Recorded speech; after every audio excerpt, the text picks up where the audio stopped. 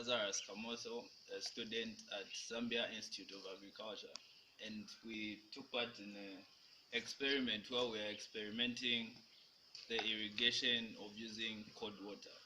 So we had used the same seeds planted in a standard garden and in the experimental garden, which can be shown from this angle here.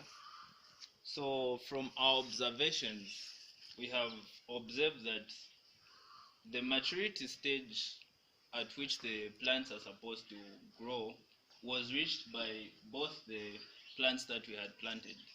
But the one in the standard garden has experienced difficulties in that it has started tasseling at a very short uh, a very short stage.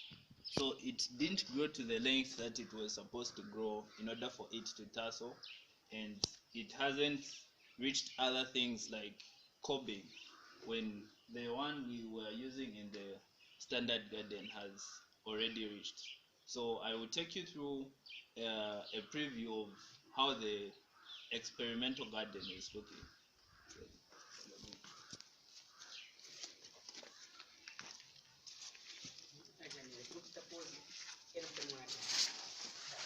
So as you can see, this is the base from or corn from the experimental garden, and you can tell the difference between the standard and the experimental one in that the height, and this one has already started cobbing, but both crops have been were planted at the same time and experienced the same amount of water that was used.